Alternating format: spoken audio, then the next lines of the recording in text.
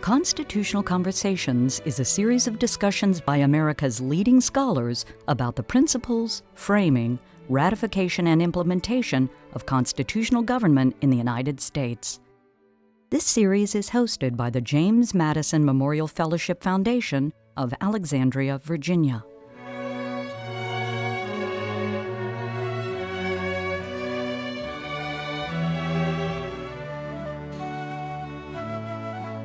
As Madison makes his preparations for the convention, one point he insisted was absolutely important, was to have the principle of what we now call one person, one vote, proportional representation based either on population or wealth or some combination of the two.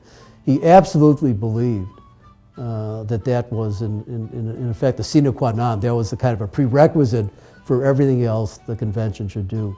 So he was firmly, deeply, adamantly, militantly committed to the idea that representation in both houses of Congress had to be constructed on some kind of proportional formula. It might be that you wouldn't have the same rule in both houses. It might be that one house would be based just on population, the other maybe on population and some form of property. But the idea that you should represent states equally, independent of how many people lived within them or what their wealth was, that was something that Madison absolutely rejected. Of course, he came from the largest state of all. I mean, he came from Virginia, which was, in terms of geography and population, the largest and most populous of the 13 states. So you could simply say he was acting on the basis of self-interest. And to some extent, obviously that must be true, but I think it's true only up to a point.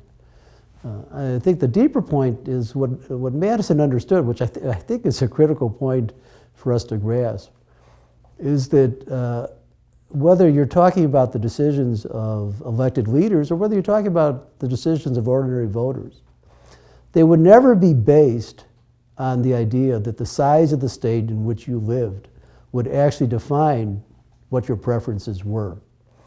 So if you have think about this for a second. So if you have a system of representation that says we have to reward small states for being small states, in effect you are making size a principle. The very fact of their smallness means that they should have some extra amount of representation to protect their vital interests. That might be true, or that might be a better proposition to argue if you thought that being in a small state actually gave you a different set of interests.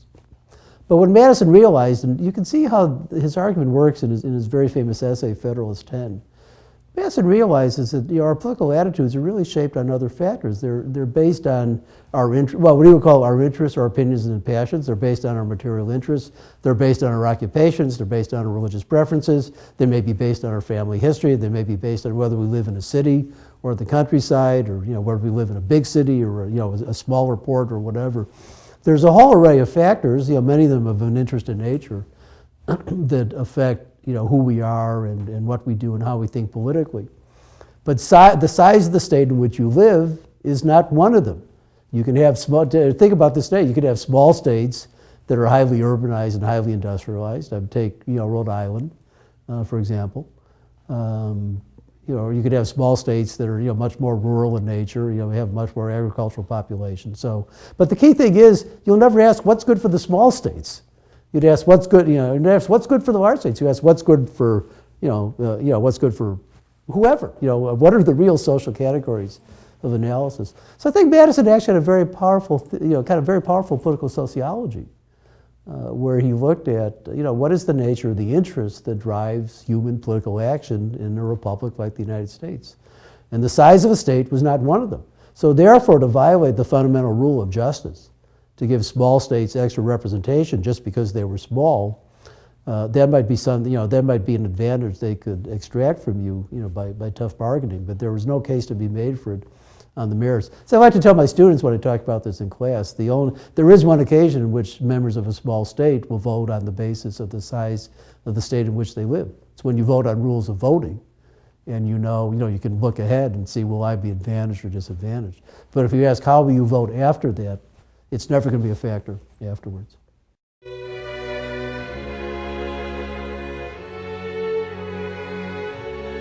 Constitutional Conversations is made possible by a generous grant from the Fairleigh S. Dickinson Jr. Foundation. Constitutional Conversations is made possible by the James Madison Education Fund.